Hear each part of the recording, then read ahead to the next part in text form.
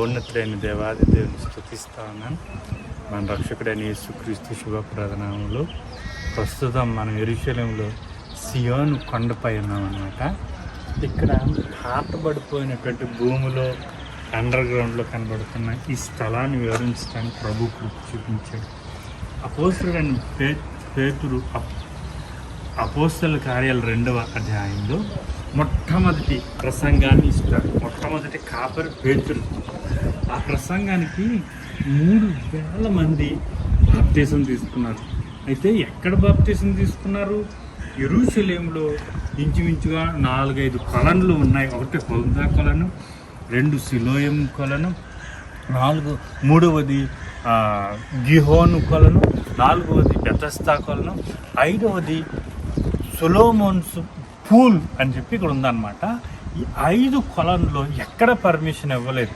అయితే ఆయన మనం ఉన్నటువంటి పరిశుద్ధాత్మ దిగి వచ్చిన స్థలం ఇక్కడ కొద్ది దూరంలోనే ఉంటుంది.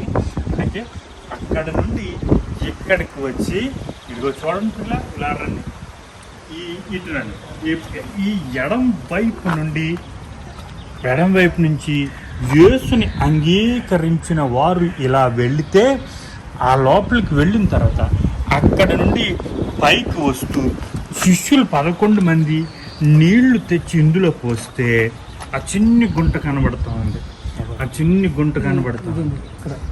గుంట, ఆ గుంటలో నీళ్లు శిష్యులు తెచ్చి పోస్తే పేతురు వారిపై చిలకరింపు బాప్తీసం ఇచ్చాడు. చిలకరింపు ఉందా అంటే అప్పటికి శుద్ధ జలము లెక్క వాళ్ళకి. అది సంఖ్యాకాండం 19వ అధ్యాయం శుద్ధ జలం చిలకరింపు ఉంది కదా, ఆ లెక్క. అలాగా ఒకే సాయంకాలం పేతురు 3,000 మందికి బాప్తీసం ఇచ్చినటువంటి శ్రేష్టమైన సంఘంలో చేర్చబడిన స్థలం. అయితే క్రైస్తవులంగా ఉన్నటువంటి దేనిని ఇశ్రాయేలు ఒప్పుకోనరు కనుక దీన్ని పాడుబడిన స్థలంగా దీన్ని వదిలేశారు. ఇక్కడ తర్వాత దినాల్లో ఈ అండర్ గ్రౌండ్లో యేసు తల్లి మరియా శిష్యులు దాక్కున్న స్థలం కూడా ఇదే. కనుక పేతురు బాప్తీసం ఇచ్చిన స్థలంలో అండి నా శుభాలు మీకు తెలియపరుస్తూ నా మాటలు ముగిస్తాను. దేవుడు మిమ్మల్ని దీవించును.